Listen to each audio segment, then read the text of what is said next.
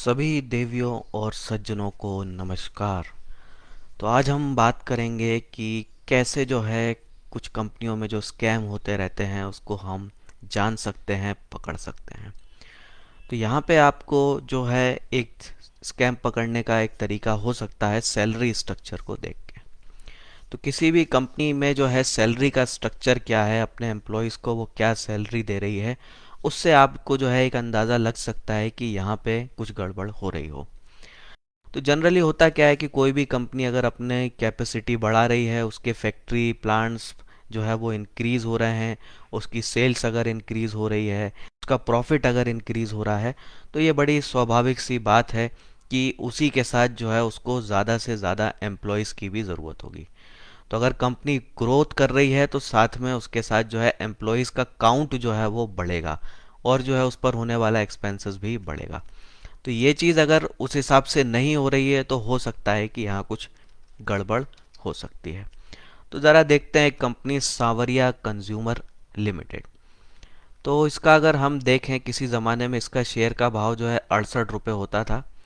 फिर क्या गड़बड़ चल रही थी वो सामने आया और उसके बाद जो है ये फिर जो है डेड हो गई।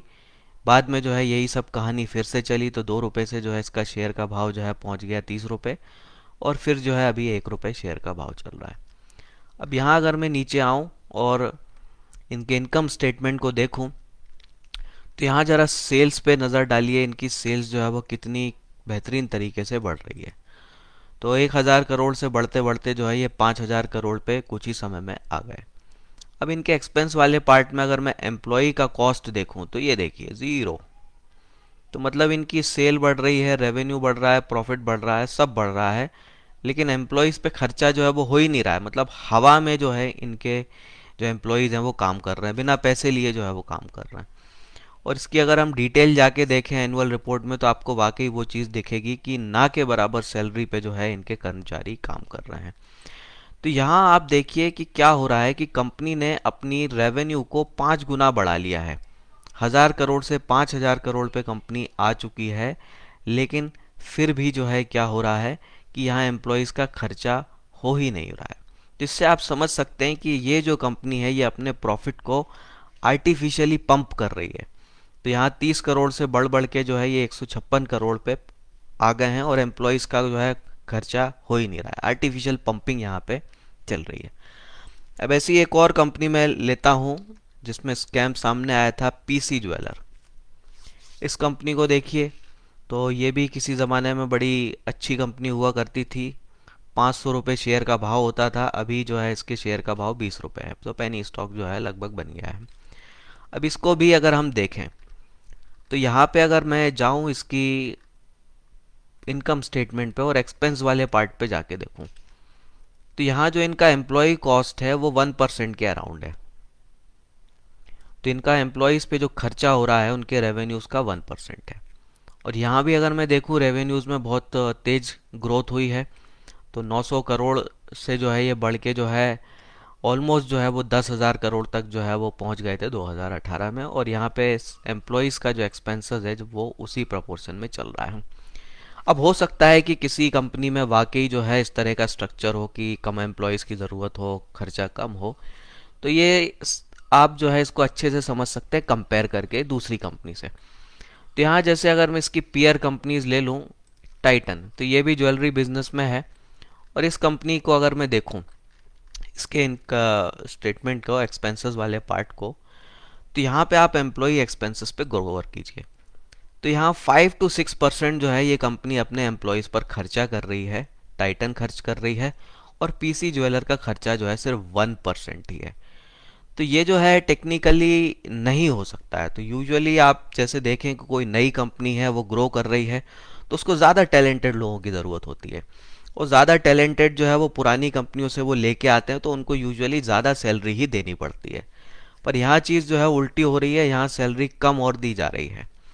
अब इसको और थोड़ा सा बेहतर तरीके से आप अगर जानना चाहते हैं तो आप एक काम जो है और कर सकते हैं कि एनुअल रिपोर्ट में जाके जो है इनका टोटल एम्प्लॉय काउंट जो है देख सकते हैं। तो ये जो है मैंने डाउनलोड की है पीसी ज्वेलर की 2018 की एनुअल रिपोर्ट। अब यहाँ पे सिर्फ आपको कंट्रोल F दबाना है, सर्च करना है परमानेंट एम्प्लॉयज़, ये तो ये जब आप सर्च करेंगे तो इस कंपनी के कितने परमानेंट एम्प्लॉयज़ हैं वो आपको पता चल जाएगा। तो यहाँ मैंने सर्च किया, कंट्रोल F दबाया, और जो है जो फिगर मुझे इधर मिल जाएगा वो ये है। तो the number of permanent employees on the roll of company as on March 31 2018 is 3071। तो 3071 इनके कर्मचारी हैं 2018 में। अब इसी चीज़ को मैं कंपेयर करूं टाइटन से, तो टाइटन की भी मैं एनुअल रिपोर्ट ये मैंने ली है, यहाँ पे वही मैं सर्च करता हूँ।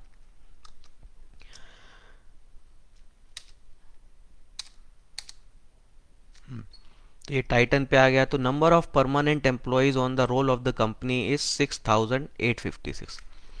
तो यहाँ पे जो टाइटन के पास जो एम्प्लॉयज हैं वो डबल हैं, और पीसी ज्वेलर के पास जो हैं वो उसके आधे हैं। अब ये नंबर जो है कुछ बड़ी बात नहीं है, जिस हिसाब से कंपनी का साइज होगा उस हिसाब से एम्प्लॉयज होंगे। अब यहाँ पे आप एक चीज़ कंपेयर कर सकते हैं कि पर एम्प्लॉय कितना रेवेन्यू आ रहा है।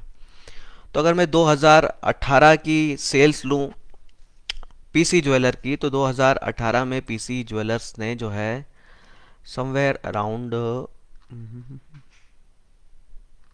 9486 ये इसकी सेल्स थी। अब इस सेल्स को डिवाइड कर दीजिए आप टोटल एम्प्लॉयज़ से, कितने हैं।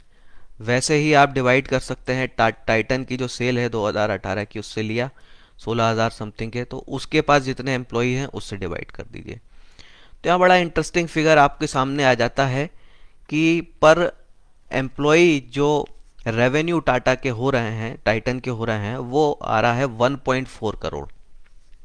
और यही फिगर आप पीसी ज्वेलर के लिए देखेंगे तो फिगर आ रहा है 2.9 करोड़।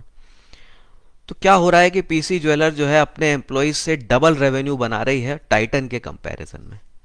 अब ये प्रैक्टिकली नहीं हो सकता। टाइटन जो है काफ़ी पुरानी कंपनी है, काफ़ी कैश रिच कंपनी है।